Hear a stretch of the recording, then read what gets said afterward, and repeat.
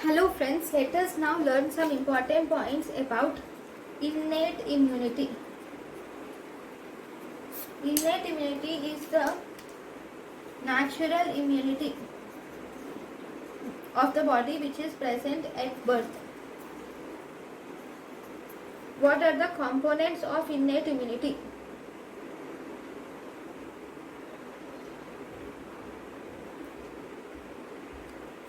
So first we will see components. The components of innate immunity includes the epithelial barriers are present. These epithelial barriers will block the entry of microbes. It also includes the presence of phagocytic cells, NK cells, dendritic cells and other cells like mast cells, epithelial cells. It also includes mast cells, epithelial cells and endothelial cells. Okay, it also includes plasma proteins which include complement system factor. This also includes plasma cells like complement system factors. It also includes mannose binding, lectin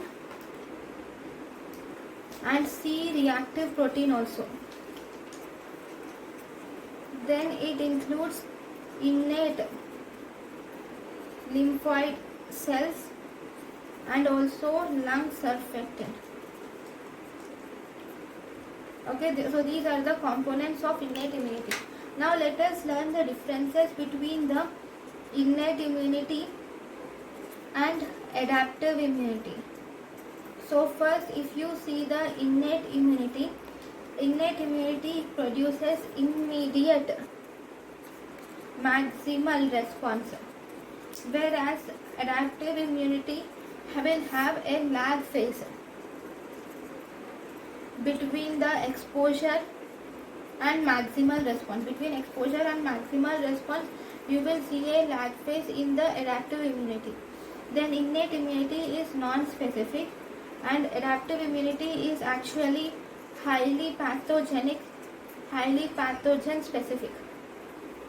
Innate immunity has limited diversity, whereas adaptive immunity has extensively diverse. Then innate immunity has no memory. Adaptive immunity memory will be present, and if you see subsequent exposure will produce increased response in adaptive immunity. Innate immunity, you will have receptor pattern recognition receptors. Pattern recognition receptors are present in innate immunity, where for adaptive immunity, if you see the receptors are T cells and B cell receptors are seen for adaptive immunity. So these are the differences between innate and adaptive immunity. So we are dealing with innate immunity, right? So we will learn some important innate immune receptors. If you see the innate immune receptors are as follows. We have 4 types of innate immune receptors. These include, first we have toll-like receptors, nod-like receptors, C-like leptin receptors, rig-like receptors. So first we will learn about toll-like receptors, also called as TLRs. Toll-like receptors are actually, these are the best known pattern recognition receptors, and these will recognize, toll-like receptor 2 will recognize the peptidoglycan of gram-positive bacteria.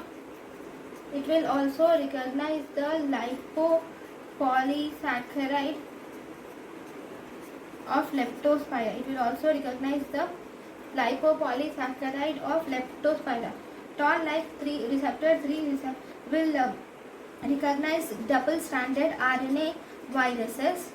Then Toll-like receptor 4 will recognize chlamydia and lipopolysaccharide.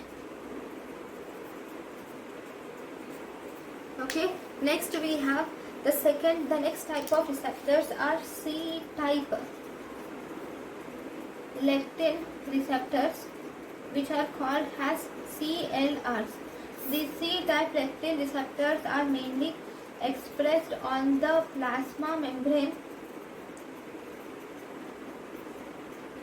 of macrophages and dendritic cells. They are expressed on plasma membrane of macrophages and dendritic cells, and these will mainly detect the fungal glycans,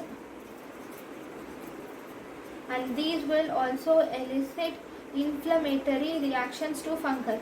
These will detect fungal glycans and elicit inflammatory reaction to fungi. Okay. The next type of receptors are Rig-like receptors, RLRs. Now, where is this located? These Rig-like receptors are mainly located in cytosol, and these are G protein coupled receptors. Okay, what does these detect? These Rig-like receptors will detect the nucleic acid of various viruses that will replicate in cytoplasm. They will detect the nucleic acid of viruses replicated in cytoplasm of infected cells. Okay, these Rig-like receptors also will stimulate the production of antiviral cytokines. Okay, these Rig-like receptors, one more important thing is these will recognize short bacterial peptides. These will recognize short bacterial peptides which are containing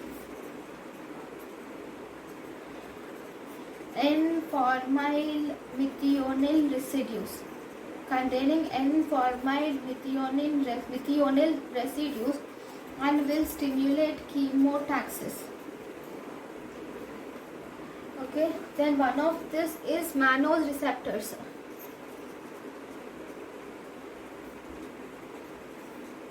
Mannose receptors will actually recognize microbial sugars. Mannose receptors will recognize microbial sugars, and it will also induce phagocytosis of the microbes. So these mannose receptors are actually soluble pattern recognition receptor. These are soluble pattern recognition receptor, whereas others, like if you see Toll-like receptor or Rig-like receptor or Nod-like receptor or C-type lectin type of receptor, all these are surface pattern. While these are surface pattern recognition receptors, whereas mannose receptor is soluble pattern recognition receptors. So now let us learn the last type of receptor which is remaining, that is Nod-like receptor. Okay, Nod-like receptor is also a cytosolic receptor. It is also a cytosolic receptor in which, if there is any gain of function, if gain of function mutation of Nod-like receptor will result in disease like autoinflammatory syndromes. It will result in autoinflammatory syndromes. Autoinflammatory syndromes. Okay, these Nod-like receptors, this will these Nod-like receptors signal they will signal via a cytosolic multi-protein complex. They will produce a cytosolic multi-protein complex which is called as inflammasome, and this inflammasome will activate the enzyme which is caspase 1. Okay, and this will activate interleukin 1 which will recruit the lymphocytes and neutrophils, and it will result in fever. Okay, so these are the important points about the NOD-like receptors. Then